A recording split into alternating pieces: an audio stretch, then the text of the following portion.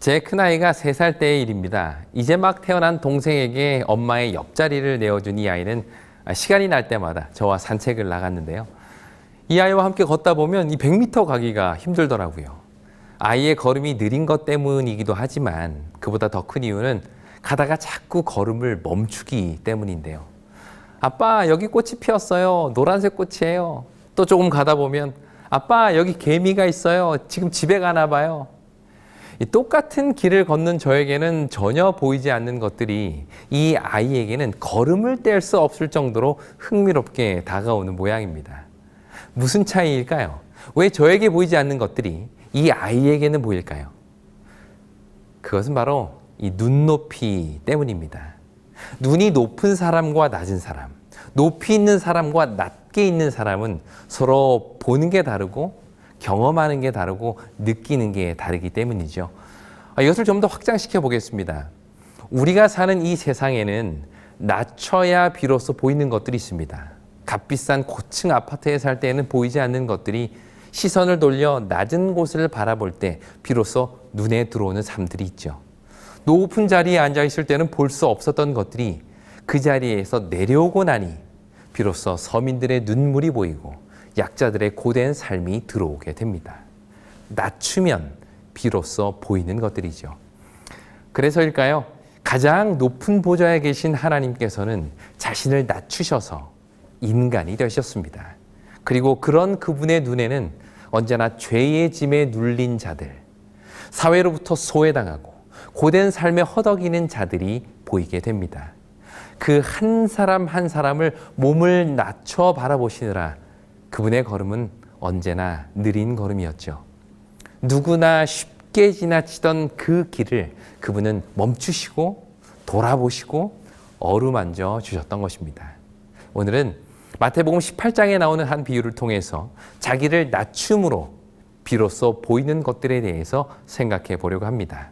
오늘 이 짧은 말씀을 통해서 우리의 눈높이가 예수님처럼 낮아져서 그동안 보지 못하고 듣지 못했던 그 낮은 곳에서의 삶이 우리 눈에 아름답게 다가오게 되기를 간절히 바랍니다. 그럼 우리 마태복음 18장 12절과 13절 말씀을 보시겠습니다. 너희 생각에는 어떠하냐? 만일 어떤 사람이 양 100마리가 있는데 그 중에 하나가 길을 잃으면 그 99마리를 산에 두고 가서 길 잃은 양을 찾지 않겠느냐? 진실로 너희에게 이르노니 만일 찾으면 길을 잃지 아니한 99마리보다 이것을 더 기뻐하리라. 네, 이 비유는 지난 시간 우리가 살펴본 누가복음 15장에도 동일하게 등장합니다. 그런데 이 비유가 등장하는 배경은 마태복음과 누가복음이 서로 다르죠. 혹시 기억나십니까? 누가복음 15장에 나오는 3가지 비유는 예수님께서 누구에게 하셨던 말씀이었죠? 네, 그렇습니다. 바리새인과 서기관들에게 하신 말씀입니다. 예수님께서 세리와 죄인들과 함께 음식을 드시는 것을 못마땅하게 생각한 그들에게 가장 먼저 말씀하신 비유가 바로 잃은 양의 비유이죠. 그런데 여기 마태복음 18장은 그와는 조금 다른 문맥 속에서 이 비유가 등장합니다. 그렇다면 여기에서 나오는 이 비유는 과연 어떤 문맥에서 등장하고 말씀을 하신 걸까요? 마태복음 18장 1절 말씀 보시겠습니다. 그때의 제자들이 예수께 나와 이르되 천국에서는 누가 크니까? 여기 마태복음 18장의 이야기는 천국에서는 누가 큽니까? 라는 제자들의 질문으로 시작이 됩니다. 이 질문에는 천국에 대한 한 가지 전제가 깔려 있는데 그것은 이 땅에서처럼 저 천국에도 크고 작음, 높고 낮음이 있다는 사실을 전제하고 있습니다. 이 땅에서는 돈 있는 사람이 크고 율법을 많이 아는 사람이 크고 사회적 지위가 높은 사람이 큰데 그렇다면 저 천국에서는 무엇을 기준으로 크고 작음, 높고 낮음이 결정됩니까? 라는 것을 물은 것이죠. 한마디로 그 기준이 알고 싶다는 것입니다. 하지만 이것은 전형적으로 이 땅의 기준에 맞춰진 질문입니다. 누가 더 크냐? 누가 더 좋냐? 누가 더 높냐? 누가 더 힘이 세냐? 누가 더 인정받느냐? 우리에게는 이런 게 정말 중요하지요. 누구 아파트가 더 크냐? 누구 월급이 더 많냐? 누구 자녀가 더 공부를 잘하냐? 이와 마찬가지로 제자들은 이 땅의 관점으로 이 천국을 그리고 있었던 것입니다. 이 땅에는 크고 작음, 높고 낮음이 있으니 천국에도 반드시 그럴 거라는 생각을 한 것이죠. 이처럼 우리는 천국을 상상할 때 이 땅의 것을 기준으로 생각하고 설명합니다. 왜냐하면 천국에 가본 적이 없기 때문이죠. 한번 예를 들어 보겠습니다. 제가 어릴 때 어린이 성경학교, 여름 성경학교를 가면 이 노란색 종이로 된 면류관을 이렇게 다 아이들에게 씌워주셨어요. 아마 여러분들도 기억이 나실 텐데요. 그러면서 선생님께서는 늘 이런 말씀을 하셨습니다. 얘들아, 하늘나라에 가면 금으로 된 면류관을 다 받게 된단다. 근데 거기에는 다 별들이 붙어 있어. 그런데 별의 수는 사람마다 다 다르지. 왜 그럴까? 이런 질문을 하셨어요. 그럼 이제 아이들이 서로 손을 들고 대답합니다. 착한 일을 많이 한 사람이 별을 더 많이 받아요. 또 어떤 아이는 선생님 말씀을 잘 들은 사람이 더 별을 많이 받아요. 이때 선생님께서 이렇게 대답을 하십니다. 우리의 면류관에 붙어있는 별의 숫자는 바로 우리가 전도한 사람의 수란다. 여러분, 하늘나라에 가서 정말 별을 많이 달고 싶으시죠? 이렇게 물어보면 아이들이 다 같이 네! 라고 대답을 하죠. 그러면 내일부터 친구 많이 데려오세요. 데려오는 수만큼 달란트도 주고 면류관에 별도 받게 될 거예요. 이 말을 들은 모든 아이들은 엄청난 동기부여를 받습니다. 그때 저도 하늘나라에 가서 면류관에 별 많이 달려고 안 간다고 하는 친구들에게 가자고 해가지고 억지로 교회에 데려왔던 기억이 납니다. 하지만 한번 생각해 보시기 바랍니다. 하늘에서 누구의 면류관에 별이 몇 개인지 사실 그게 중요할까요? 설사 면류관마다 실제로 전도한 사람의 수만큼 별이 달려있다 하더라도 누구는 많고 왜 나는 적을까? 라는 것이 과연 천국에서도 중요할까요? 그것은 이 땅의 관점으로 천국을 이해한 결과입니다. 물론 사람들에게 예수님을 전하는 것이 가장 중요한 일 중에 하나죠. 그러나 그러한 행동을 불러일으키는 그 동기 자체가 지극히 세상적이고 현세적이라는 것입니다. 이렇게 천국을 땅의 관점에 따라 천국에서는 누가 큽니까? 라고 묻는 제자들에게 예수님께서는 이렇게 대답을 하십니다. 2절과 3절입니다. 예수께서 한 어린아이를 불러 그들 가운데 세우시고 이르시되 진실로 너희에게 이르노니 너희가 돌이켜 어린 아이들과 같이 되지 아니하면 결단코 천국에 들어가지 못하리라. 예수님께서는 천국에서 누가 크냐라고 묻는 제자들에게 너희가 어린아이들과 같이 되지 아니하면 결단코 천국에 들어가지 못하리라 라고 말씀을 하십니다. 사실 천국에서 누가 크냐라는 말은 일단 본인은 천국에 들어갈 수 있다는 것을 전제한 질문이에요. 내가 천국에 가는 건 당연한 것이고 일단 거기서 내 서열이 얼마나 될까라는 것이 그들이 궁금해하는 것인데 오히려 예수님께서는 천국의 크고 작음이 아니라 천국에 들어가나 못 들어가냐라는 아주 본질적인 말씀을 하신 것이죠. 그리고 그것을 결정하는 기준이 바로 어린 아이들과 같이 되는 것이라고 말씀하십니다. 그렇다면 어린아이들과 같이 된다는 것, 그게 과연 뭘까요? 이것은 어린아이의 어떤 면을 가리킨 것일까요? 예수님께서는 4절에서 이것을 좀 더 자세히 이렇게 설명하십니다. 그러므로 누구든지 이 어린아이와 같이 자기를 낮추는 사람이 천국에서 큰 자니라. 어린아이와 같이 된다는 말은 어린아이와 같이 자기를 낮추는 사람이 된다는 뜻입니다. 그런데 이 말이 잘 이해가 되지 않습니다. 한번 생각해 보세요. 어린아이들이 여러분 자기를 낮추던가요?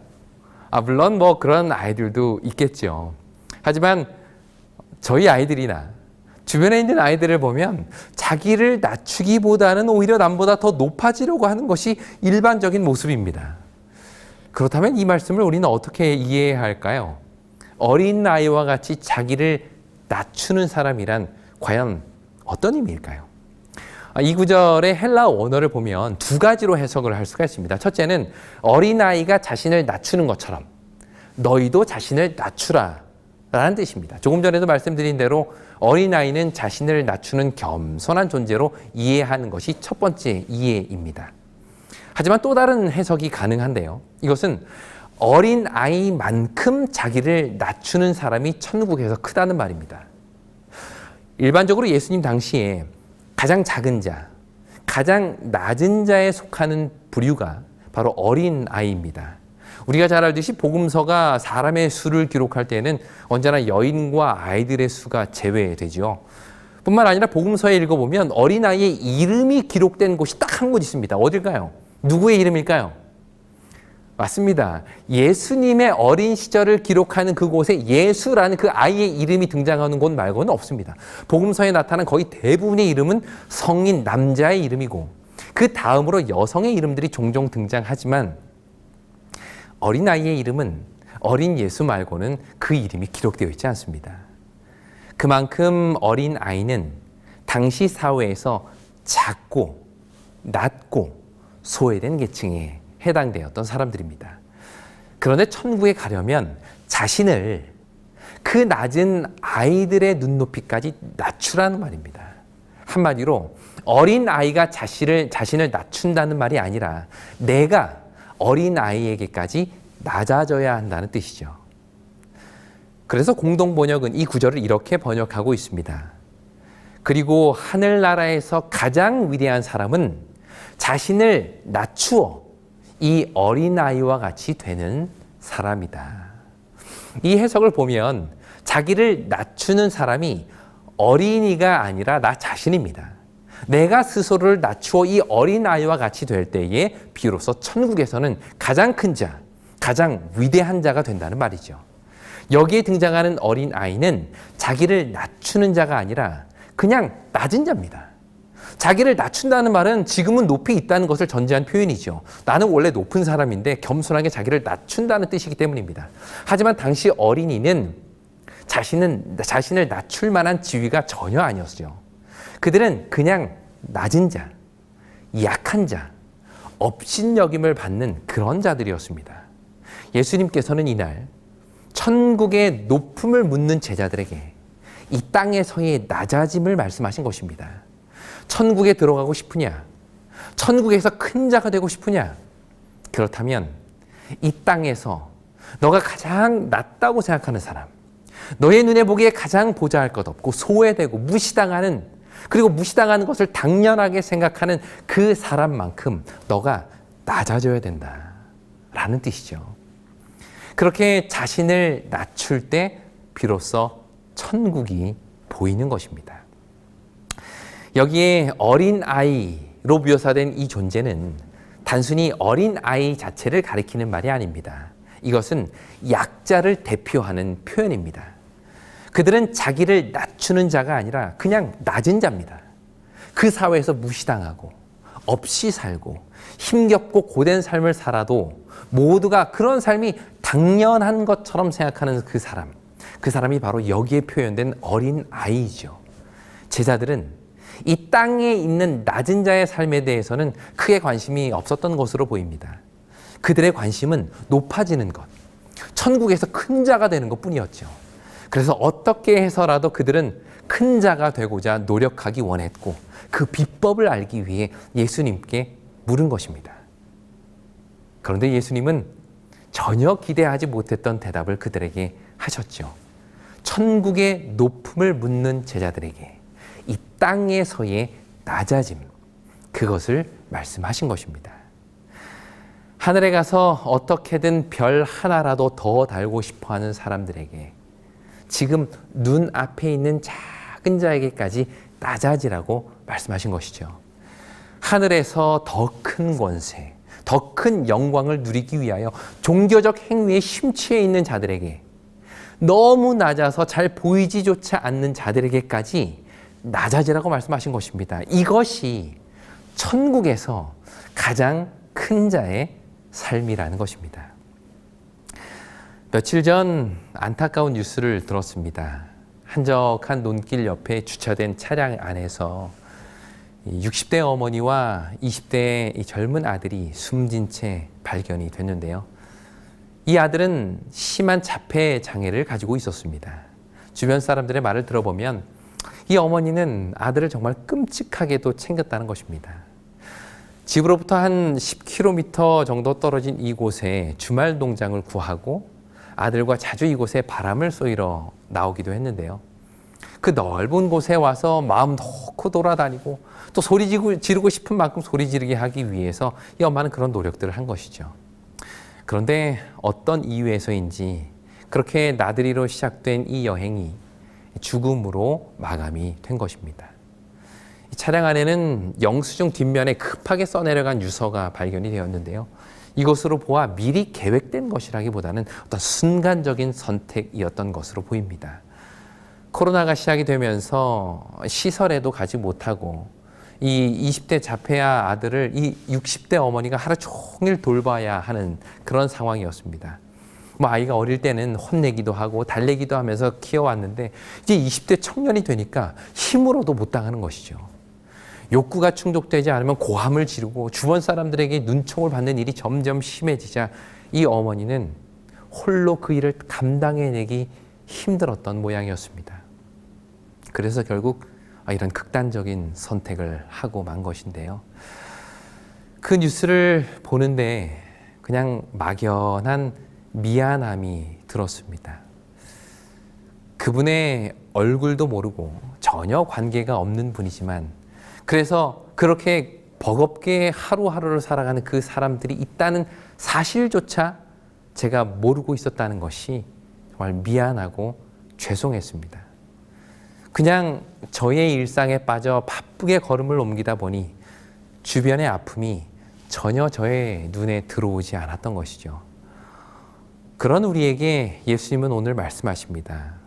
어린 아이와 같이 약하고 소외되고 하루하루를 버겁게 살아가는 그 자들에게까지 자신을 낮추는 그 사람이 천국에서 큰 자니라. 천국을 생각하며 매일 신앙적인 업무, 종교적인 업무로 바쁘게 살아가는 저에게 오히려 예수님은 이 땅의 낮은 자들에게로 시선을 옮기라고 말씀하십니다. 자기를 낮춰야 비로소 보이는 삶에 주의를 기울이라는 것이죠. 이렇게 어린 아이로 대표된 사회적 약자들은 6절부터는 작은 자라는 표현으로 또다시 등장합니다. 마태복음 18장 6절과 7절 말씀입니다. 누구든지 나를 믿는 이 작은 자 중 하나를 실족하게 하면 차라리 연자맷돌이 그 목에 달려서 깊은 바다에 빠뜨려지는 것이 나으니라. 실족하게 하는 일들이 있음으로 말미암아 세상에 화가 있도다. 실족하게 하는 일이 없을 수는 없으나 실족하게 하는 그 사람에게는 화가 있도다. 여기서는 약자에 대한 표현이 2번 반복돼서 나타나는데요. 바로 이것입니다. 이 작은 자 중 하나. 여기 작은 자라는 말은 그 삶이 가지는 사회적 위치를 가리키는 것이라면 하나라는 말은 수적인 열쇠를 의미합니다. 결국 이 작은 자 중 하나라는 말은 지위로 보나 수적으로 보나 누구나 쉽게 무시할 수 있고 그것이 당연하게 여겨지는 자들이죠. 그런데 예수께서는 바로 그 한 사람의 실족을 너의 생명 이상으로 생각하라고 이야기하십니다. 마태복음은 이 작은 자 중 하나라는 표현을 즐겨 사용하는데요. 이 표현이 중요하게 나온 곳이 지금 여기 마태복음 18장 말고 또 한 곳이 있습니다. 혹시 어디인지 기억나시나요? 네, 마태복음 25장입니다. 이 마태복음 25장에는 종말에 대한 예수님의 3가지 비유가 나오는데요. 참고로 말씀드리면 다음 시간에 우리가 살펴볼 이 예수님의 비유가 바로 이 마태복음 25장에 나오는 이 3가지의 비유입니다. 어떻게 보면 다음 설교에 대한 예고편으로서 잠깐 말씀을 드리면 이 3 비유 중에 마지막 비유가 바로 양과 염소의 비유인데요. 이 비유의 키워드가 바로 이 지극히 작은 자 하나입니다. 마태복음 25장 40절과 45절 말씀을 제가 읽겠습니다. 임금이 대답하여 이르되 내가 진실로 너희에게 이르노니 너희가 여기 내 형제 중에 지극히 작은 자 하나에게 한 것이 곧 내게 한 것이니라 하시고 이에 임금이 대답하여 이르시되 내가 진실로 너희에게 이르노니 이 지극히 작은 자 하나에게 하지 아니한 것이 곧 내게 하지 아니한 것이니라 하시니라. 마태복음에 나오는 이 작은 자 하나는 주로 이 종말론적 문맥에서 등장합니다. 마태복음 18장에도 천국에 들어갈 자, 영생에 들어갈 자에 대한 문맥에서 이 작은 자 하나라는 말이 나오고요. 마태복음 25장도 역시 마지막 때에 있을 심판과 관련해서 지극히 작은 자 하나를 이야기합니다. 결국 마태복음은 기독교 신앙의 그 영광스러운 피날레를 기다리는 자들에게 오히려 지금 이 땅에서 지극히 작은 자 하나에게 집중하라고 이야기를 합니다. 종말을 바라보며 열정적으로 신앙생활을 하는 우리에게 오히려 마태복음은 저곳이 아니라 이곳을, 큰 자가 아니라 작은 자를, 높아짐이 아니라 낮아짐을 바라보라고 초청하지요. 이것이 바로 예수께서 말씀하시는 재림성도, 종말을 기다리고 재림을 기다리는 자의 삶이라는 것입니다. 그 후에 예수님께서는 우리에게 너무 잘 아는 말씀, 아주 이 강력한 말씀을 말씀하시죠. 8절과 9절입니다. 만일 내 손이나 내 발이 너를 범죄하게 하거든 찍어버리라. 만일 내 눈이 너를 범죄하게 하거든 빼어버리라. 여러분, 이 어마어마한 말씀이 이런 문맥에서 나온 것입니다. 우리는 흔히 손이나 발이 범하는 죄를 도둑질이나 혹은 가지 말아야 할 곳에 가는 것으로 생각을 합니다. 또 눈이 범죄하는 것도 보지 말아야 될 것을 보는 것으로 흔히 이해를 하는데, 그러나 문맥상 여기서 말하는 손과 발과 눈의 범죄는 이 지극히 작은 자 중 하나와 연결이 되어 있습니다. 다시 말해서 여기서 그토록 강하게 손과 발을 찍어버려라, 눈을 빼어버려라 라고 말씀하신 이 범죄는 지극히 작은 자 하나를 실족하게 하는 범죄입니다. 그만큼 예수님의 눈에 이 작은 자 중 하나가 중요하다는 말이에요. 그러면서 10절에 또 한 번 이 작은 자에 대해서 이렇게 말씀하십니다. 삼가 이 작은 자 중 하나도 업신여기지 말라. 너희에게 말하노니 그들의 천사들이 하늘에서 하늘에 계신 내 아버지의 얼굴을 항상 배옵느니라. 여기 업신여기다라는 말은 경히 여기다, 멸시하다라는 뜻입니다. 예수님께서는 이 작은 자 중 하나를 업신여기지 말아야 하는 이유를 하나님으로부터 찾습니다. 우리가 그들을 업신여기지 말아야 하는 이유는 하늘 아버지께서 그들의 천사들을 항상 만나시기 때문이죠. 이 말은 그만큼 하나님은 이 작은 자 중 하나에게 관심과 사랑을 갖고 계시다는 말입니다. 한번 생각해 보시기 바랍니다. 이런 아버지 하나님과 함께 살아갈 천국에 갈 자들이라면 이런 작은 자 하나를 소중하게 생각하는 것이 당연한 것이 아니겠습니까? 하나님이 소중하게 생각하는 것을 소중하게 여길 줄 알고 하나님이 사랑하는 자들을 사랑할 줄 아는 자가 그분과 함께 천국에 갈 수 있다는 것이죠. 그래서 예수님은 천국을 꿈꾸며 기대하는 제자들에게 바로 지금 너의 눈을 바꾸라고 말씀하십니다. 너의 눈을 낮추라고 말씀하시죠. 누구에게까지요? 어린 아이에게까지, 이 작은 자 하나에게까지, 아무 관심 없고 모두가 업신여기는 그 사람에게까지 자기를 낮추라고 말합니다. 그렇게 할 때에 비로소 우리는 일상에서 천국을 보게 될 것입니다. 이런 문맥에서 바로 오늘 우리가 살펴볼 잃은 양의 비유가 등장을 합니다. 자, 사실 지금까지 우리가 1절부터 11절까지 쭉 살펴본 이유는요, 여기 12절부터 나오는 잃은 양의 비유를 이해하기 위해서입니다. 아마 어떤 분들 중에는 아이고 이 시간이 벌써 이렇게 됐는데 이제 비유에 들어가면 어쩌나라고 염려하시는 분들이 계실 텐데 걱정하지 마시기 바랍니다. 이 문맥을 이해하는 것이 곧 비유를 이해하는 것입니다. 지금까지의 내용을 통해서 예수님께서 무엇을 말씀하시는지를 이해하신다면 이 비유의 내용을 이미 여러분들은 이해하실 것입니다. 그 내용을 다시 한번 제가 읽어보겠습니다. 12절과 13절입니다. 너희 생각에는 어떠하냐? 만일 어떤 사람이 양 100마리가 있는데 그 중에 하나가 길을 잃었으면 그 99마리를 산에 두고 가서 길 잃은 양을 찾지 않겠느냐?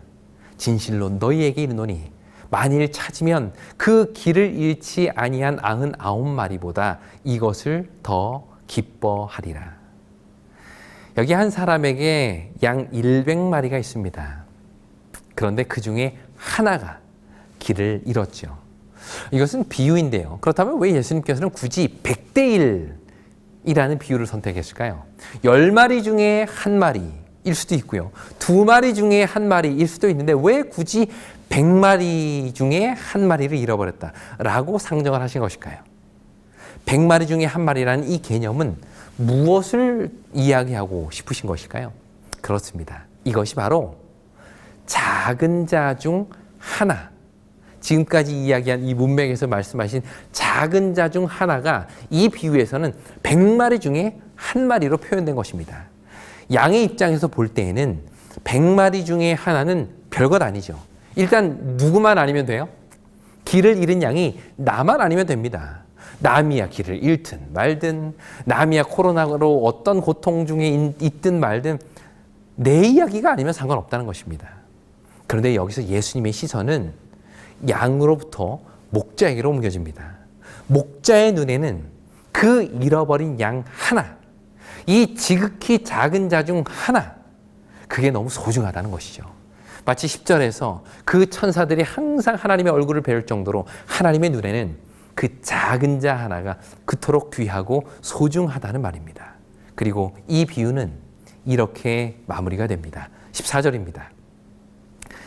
이와 같이 이 작은 자 중에 하나라도 잃는 것은 하늘에 계신 너희 아버지의 뜻이 아니니라. 이것이 결론입니다. 이 작은 자 중 하나, 그를 하나님의 눈으로 바라보고 하나님의 마음으로 어루만지며 하나님의 마음으로 섬기는 것, 그것이 바로 하나님 아버지의 뜻이라는 것이죠. 자, 처음 질문으로 한번 가보겠습니다. 이날 제자들은 예수님께 이렇게 묻죠. 18장 1절입니다. 그때의 제자들이 예수께 나와 이르되 천국에서는 누가 크니까? 예수님이 대답하십니다. 이와 같이 이 작은 자 중 하나를 하나님의 마음으로 대하는 자, 자기를 낮추어 가장 낮은 자에게까지 낮아지는 자, 그래서 전에 보지 못했던 그 작은 자들의 삶을 보고 전에 듣지 못했던 그들의 신음소리에 귀를 기울이고 전에는 이해하지도 못했던 그들의 아픔에 같이 아파할 수 있는 그 사람, 그가 바로 천국에서 가장 큰 자니라. 오늘날 세상은 시선을 위로 고정하라고 말합니다. 내가 올라갈 자리, 내가 꿈꾸는 위치, 지금보다 더 크고 지금보다 더 높은 곳을 바라보라고 이야기를 하죠. 그런데 예수님께서는 오히려 우리의 시선을 낮추라고 말씀하십니다.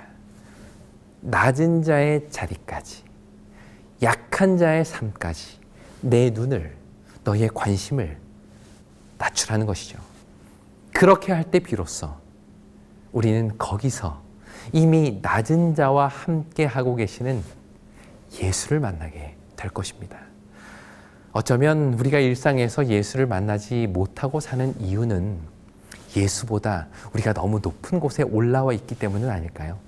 그분은 낮은 곳에서 낮은 자들을 섬기시기 위하여 더 낮은 자가 되셨는데 우리에게는 그런 삶이 너무도 익숙하지 않습니다. 그런 우리에게 오늘 예수님은 이렇게 말씀하십니다. 하늘나라에서 가장 위대한 사람은 자신을 낮추어 이 어린 아이와 같이 되는 사람이다. 하늘에서의 위대함은 우리의 목적이 아니라 낮아짐의 결과입니다. 마치 하나님 보좌 우편에서의 영광이 자기를 끝까지 낮추신 십자가의 결과인 것처럼 말이죠. 그 예수님의 마음을 품고 낮은 곳에서 낮은 자들의 삶과 고통에 귀를 기울일 줄 아는 우리 모두가 되기를 간절히 바랍니다. 그 낮은 곳에서 예수를 만나시고 그 낮은 곳에서 천국을 경험하게 되기 간절히 바라며 오늘 말씀을 마치겠습니다.